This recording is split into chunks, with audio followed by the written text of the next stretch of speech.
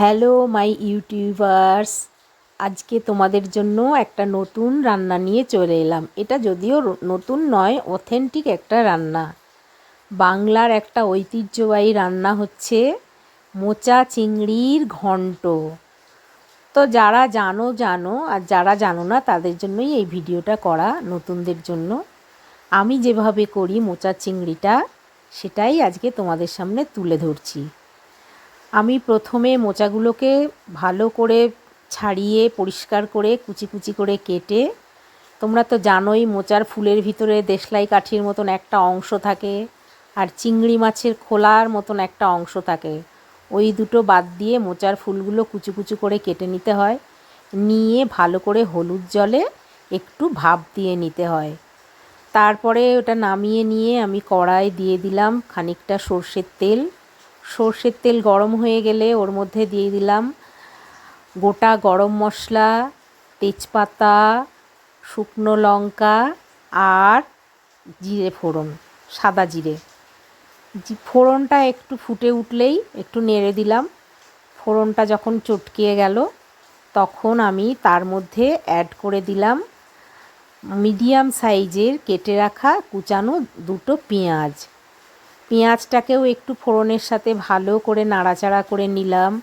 নাড়াচাড়া করে নিয়ে তারপর তার মধ্যে দিয়ে দিলাম খানিকটা চিংড়ি মাছ, হ্যান্ডফুল অফ চিংড়ি মাছ, পুরো খোসা ছাড়িয়ে। আমরা খোসা মাথা সব ছাড়িয়েই চিংড়ি মাছটা ইউজ করি।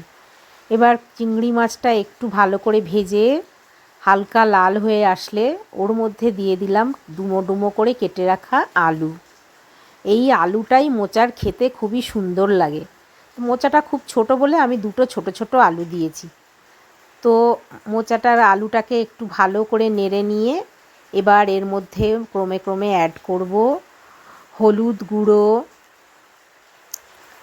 দেব হচ্ছে গিয়ে সামান্য জিরের গুঁড়ো, আর দেব শুকনো লঙ্কার গুঁড়ো, এবং দিয়ে আর দেব লবণ।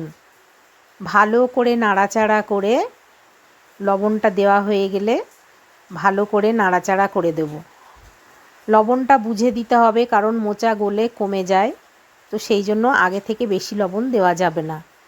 এবার আলুটা ভালো করে সব মশলা দিয়ে কষিয়ে ভালো করে ভাজা ভাজা মতন হয়ে আসলে আমি 2-3 বার নেড়ে দিয়েছি এর মধ্যে।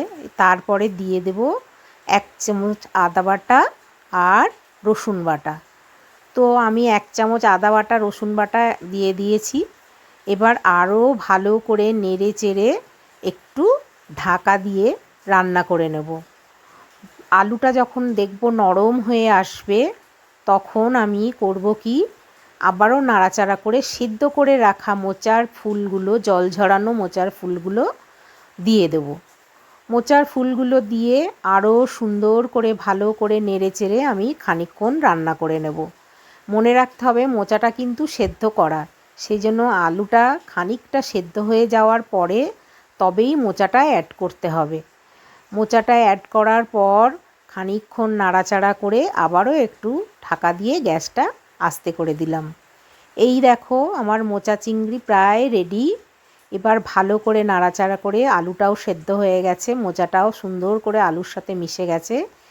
এবার আমি ভালো করে নাড়াচাড়া করে ওর মধ্যে দিয়ে দেব সামান্য ঘি। ঘিটা আমার অল্পই ছিল, কম পড়ে গেছে, সামান্য ঘি। ঘিটা তোমরা দরাজ হাতে দিতে পারো। আর তার সঙ্গে দিয়ে দেব গরম মশলার গুঁড়ো। এবারও ভালো করে নাড়াচাড়া করে ঢাকা দিয়ে দেব। তো হয়ে গেল আমার মোচার ঘন্ট।